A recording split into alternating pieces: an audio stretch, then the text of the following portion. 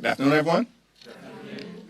Notwithstanding what Donald Trump continues to say, the affordability crisis in America is very real.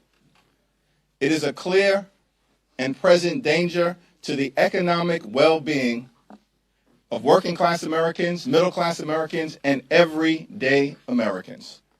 Donald Trump and Republicans have failed the country when it comes to the economy. Republicans promised that they were going to lower the high cost of living on day one of Donald Trump's presidency. But costs haven't gone down in the United States of America. Costs have gone up under failed Republican policies. Housing costs are out of control. Grocery costs are out of control. Healthcare costs are out of control. Utility bills are out of control. And child care costs are out of control. The affordability crisis in the United States of America is very real. Republicans have failed to lower the high cost of living. And as a result of the Trump tariffs, costs are going up by thousands of dollars per year on everyday Americans. Democrats remain committed to driving down the high cost of living, to fixing our broken healthcare system, and to ensuring that we have immigration enforcement policies in this country that are fair, just, and humane. Republicans have failed America on affordability, on health care, on immigration enforcement, and they have failed to make life better for the American people. Questions? Thank you. It's looking increasingly likely there might need to be some sort of short-term stopgap for DHS with the deadline approaching at the end of the week and no agreement in place yet. I'm just curious if there's any chance you would vote for or allow your members to vote for a short-term CR to do a clean extension of DHS just to give more time for negotiations. ICE is out of control right now. The American people know it, and ICE clearly needs to be reined in. Taxpayer dollars should be used to make life more affordable for everyday Americans, not brutalize and kill American citizens. Our position has been clear. Dramatic changes are needed at the Department of Homeland Security before a DHS funding bill moves forward. Period. Full stop. Thank you, Mr. Leader. As these negotiations are happening, the Homeland Security Committee will hold an oversight hearing tomorrow where they'll hear from the heads of ICE, CBP, and USCIS. What do you think the heads of these agencies need to say to the American people to, communicate that they understand the gravity of your demands, the gravity of the moment? You all say that ICE needs to be reined in. You have very, very obvious concerns about what's happening in terms of the president's immigration policies. What do you need to hear from some of his administration officials tomorrow at this hearing to let you know that your message is getting through, at least for the administration? Donald Trump and the administration promised that their immigration enforcement policies were going to target violent felons. They lied to the American people. The Trump administration is not targeting violent felons. They're targeting American citizens, communities throughout this country, and law-abiding immigrant families. The American people know that ICE is completely and totally out of control. They've gone too far and need to be reined in. At the hearing this week, Trump administration officials should apologize to the American people for using their taxpayer dollars to unleash wicked brutality on the American people, and in some cases, kill them in cold blood, like Renee Nicole Good and Alex Preddy. The administration also needs to commit to the dramatic changes that Democrats have forcefully put on the table, including but not limited to mandatory body cameras, judicial warrant requirements, no masks, an end to roving patrols that are brutalizing American communities, no racial profiling, no targeting of sensitive locations like schools, hospitals, houses of worship, and polling sites, and independent investigations to ensure that when ICE officials break the law, state and local officials can investigate them and prosecute anyone who has committed a crime in the United States of America. House and Senate Democrats have clearly transmitted to the American people and clearly transmitted to the White House and our colleagues in the House and the Senate the types of dramatic changes that need to occur at the Department of Homeland Security before a funding bill moves forward this Friday, and we're still waiting to hear back from the White House, which shows to me that these extremists aren't serious about getting ICE under control. Thanks, Mr. Leader. So now that the Epstein files are available at the Department of Justice, unredacted, is there a strategy? Obviously, there are millions of files. Is there any coordination among Democrats for who is looking for what? And are you, or is anyone in leadership going to be taking advantage of that opportunity? Well, on this matter, where the American people in general and the survivors in particular are seeking full accountability and full transparency, Robert Garcia and the Oversight Democrats, along with Jamie Raskin and the Judiciary Committee Democrats, will continue to take the lead. The lead will also continue to be taken by the Democratic Women's Caucus, led by Teresa Ledger Fernandez, who has worked closely with the Epstein survivors throughout this Congress and will continue to do so. Thanks. Back. Thanks, Senator Jeffries. The House voted unanimously to strip out that provision the Senate put into the appropriations package that would allow senators to sue the government over Jack Smith's investigation and get money back. There's now a hearing on with the telecom companies tomorrow in the Senate, and Lindsey Graham has said he's trying to get some version of this through the Senate in the future that would allow for a private cause of action by private groups who have their phone records similarly pulled. Is something like that entirely dead in the House of Representatives? Would you consider any sort of legislation like that? We'll have to take a look at any bipartisan proposal that relates to allowing everyday Americans to vindicate their rights under the law, if in fact those privacy rights have been violated. But the continuing temper tantrum being thrown by Lindsey Graham perplexes me. I don't get it. Like, there's enough corruption taking place coming out of 1600 Pennsylvania Avenue right now, the most corrupt administration in American history, Donald Trump and his sycophants running the largest pay-to-play scheme ever seen, focused on enriching themselves, their family members, and their friends, as opposed to actually addressing the affordability crisis or driving down the high cost of living. Republicans in the House and the Senate have shown no interest in dealing with the affordability crisis and no interest in fixing our broken healthcare system. I would suggest that John Thune and others actually pass the straightforward extension of the Affordable Care Act tax credits. Focus on that so we can actually restore affordable health care for tens of millions of Americans who are right now facing dramatically increased health care premiums. In some cases, seeing their premiums increase by $1,000 or $2,000 per month. That's unacceptable here in the wealthiest country in the history of the world, and Senate Republicans have done nothing about it. After House Democrats partnering with 17 House Republicans sent over a month ago a straightforward extension of the Affordable Care Act tax credits. Rosa DeLauro said she would support a funding bill that essentially funds every portion of DHS except for ICE and CBP. A, is that something you would support?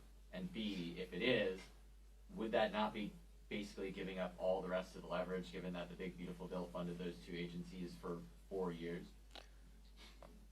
We don't look at the moment that we're in as exercising leverage over the other side. We want to fund the government in a manner that actually promotes the health, the safety, and the economic well-being of the American people. The ball is in the Republicans' court right now. We sent over a proposal. We've given them legislative language as it relates to the types of dramatic reforms of DHS that the American people are demanding, and we've heard nothing but crickets from the other side. That says to me that Republicans are preparing to shut down the Coast Guard, shut down FEMA, and shut down TSA because they'd rather see that outcome than actually force ICE and other parts of DHS to conduct themselves like every other law enforcement agency in the country. That's what we're asking for at this point. Police officers don't wear masks. County sheriffs don't wear masks. State troopers don't wear masks.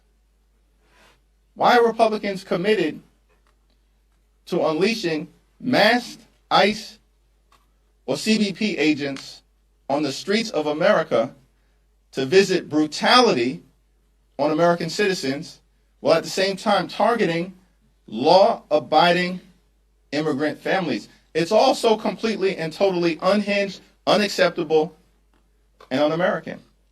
So this is on Republicans right now in terms of what happens on Friday.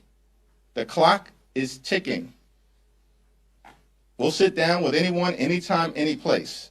But our demands for dramatic ICE reform are clear. It's a line in the sand that we've drawn on behalf of the American people. Thanks. Thank you. That's really good. Kind of following up on that, you're saying that you haven't heard from Republicans and you also haven't heard from the White House. How confident are you that if there is a shutdown of DHS, you'll be able to reach a deal during that? We've made clear to Republicans repeatedly throughout this Congress that we're not down with the my way or the highway approach. For some reason, these Republicans tried to convince all of us, the American people, that we were in the midst of some irreversible MAGA revolution, which none of us on the Democratic side of the House ever believed. Because the bottom line is, Republicans wouldn't even be in the majority in the House right now had they not stolen 3 seats from the people of North Carolina in mid-decade gerrymandering that occurred in 2024. They wouldn't even be in the majority right now. And yet they try to convince everybody that somehow the country was in the midst of a MAGA takeover, which nobody with any sense believes at this point, because Republicans continue to be destroyed electorally. Literally, Democrats since January of 2025 haven't lost a single competitive election. Every single state house seat, more than 25, that have been flipped in this country have been flipped by Democrats. Zip zero on the other side. In fact, most recently, everybody was stunned to see what happened in Texas, a district that Donald Trump had initially won in a state Senate seat by 17 points. And a Democrat wins by 14. That was a 31-point overperformance. Shocking to the country. But then I was amazed because I assumed that that was the high watermark. A 31-point overperformance in a state Senate district in Texas that's larger than congressional districts until this weekend in Louisiana, which just happens to be the home state of the Speaker of the House and the Majority Leader. Presumably, ground zero of the MAGA movement. And yet, in a Louisiana state house seat, just on Saturday, that Donald Trump apparently won by 13 points in November of 2024. The Democratic candidate, wait for it, just won by 24 points in Louisiana, the heart of Mike Johnson and Steve Scalise territory. That was a 37-point overperformance, if my math is correct. This is stunning. It's over for these extremists. And so the notion that in the face of Republicans being rejected all across America and Democratic candidates up and down the ballot throughout the country being embraced, the notion that this week Republicans were going to proceed with a my way or the highway approach and act like they have the high ground on any issue, they do not. It's over for these people. Apparently, they're the only ones who haven't come to that conclusion. I think that's a good segue to talk about the Save America Act. First of all, why are they doing this again? They already passed a version of it. What do you think they're doing with this, and how do you see it relating to Trump's talk about nationalizing elections? Well, Donald Trump clearly wants to nationalize the election because he knows if there's a free and fair election, it's over. Right? The House is gone. Senate majority likely gone as well for these Republican extremists. Because the American people see, as Democrats, we're the only ones actually fighting hard on the issues that matter, to drive down the high cost of living, to fix our broken healthcare system, and to clean up corruption and the mess that Donald Trump and Republican policies have created. Republicans have adopted voter suppression as an electoral strategy. That's what the so-called SAVE Act is all about. And this version is worse than the last version. Because this version, as I understand it, would actually give DHS the power to get voting records from states across the country. Why would these extremists think that's a good idea that we as Democrats are going to accept at this moment in time? We want DHS and ICE, who have been brutally, viciously, and violently targeting everyday Americans, to have more data about the American people? It's outrageous. Something is really wrong with these folks. I think they're trying to lose elections at this point. They're a disaster. They failed. And so the only path forward, we've given a list of 10 demands. Those demands are completely consistent with the values of the American people, and we're waiting for a direct response from Donald Trump, the White House, and Republicans on Capitol Hill. And then we can have a debate, which we are ready to enthusiastically embrace on behalf of the American people. The so-called SAVE Act, a version that's worse than the prior version, is going down. It's not going to pass. If it squeaks by the House, it's dead on arrival in the Senate. They're wasting time. Again, why are Republicans trying to do everything but make life better for the American people? They're focused on nationalizing the election in the 250th anniversary of this great country. Are they unaware of the principle of federalism in America? Traditional Republicans used to embrace federalism. But now that they're part of a cult, they do whatever the cult leader tells them to do. What was your reaction to the results of the New Jersey special primary? I know it's not yet been called, but it seems like progressive candidate Anna Lilia Mejia is going to win that one. It's not yet been called yet, so we're closely monitoring the election results.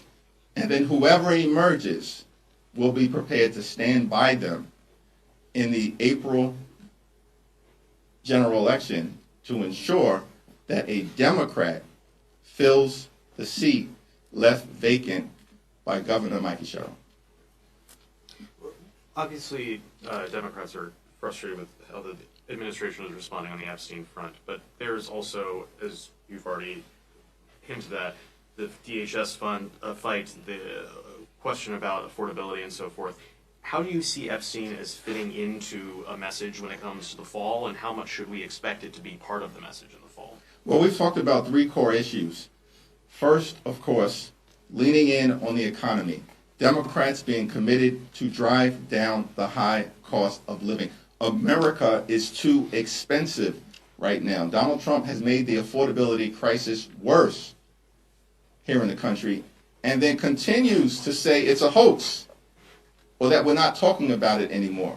The problem is Donald Trump spends all of his time watching state TV as opposed to actually interacting with everyday Americans who know that the affordability crisis is very real. So we're focused on the economy. We're going to continue to focus on fixing our broken healthcare system in an environment where Republicans enacted their one big ugly bill and the largest cut to Medicaid in American history, literally ripping food as well from the mouths of hungry children, seniors, and veterans, taking health care away from more than 14 million people, hospitals, nursing homes, and community-based health clinics closing across America because of Republican policies in that one big ugly bill. And now they continue to refuse to extend the Affordable Care Act tax credits, meaning that tens of millions of Americans are increasingly unable to go see a doctor when they need one. And all of this, of course, was done in that one big ugly bill to enact dramatic tax breaks, big tax breaks for their billionaire donors, while at the same time giving ICE a $75 billion slush fund so they can unleash brutality on the American people.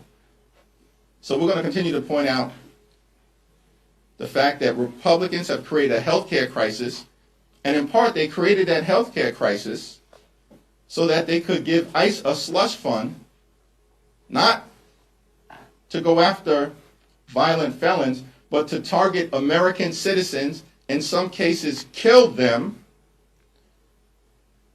and also to violently go after law-abiding immigrant families. All unacceptable.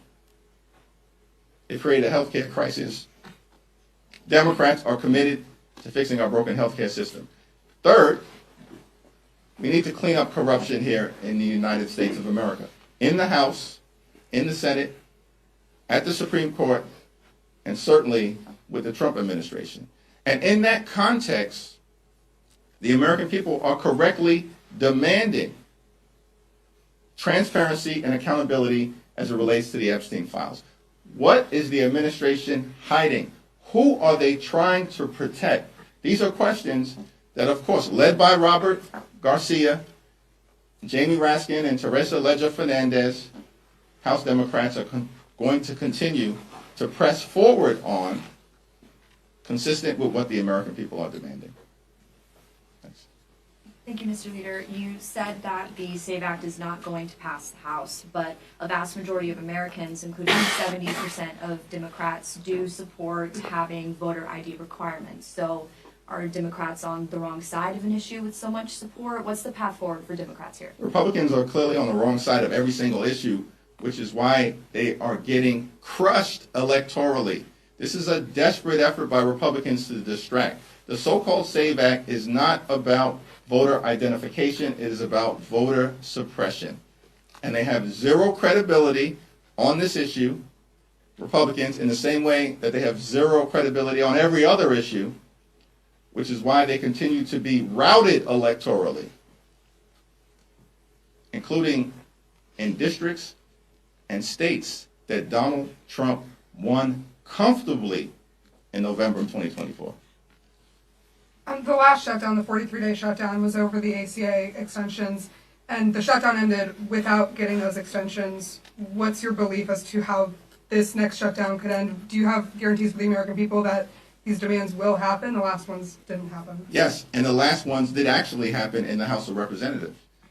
So no one was talking about health care generally and the Affordable Care Act specifically in September of 2025 until House Democrats, joined by Senate Democrats, started to talk about it in the context of the looming crisis because of the pending expiration of the Affordable Care Act tax credits.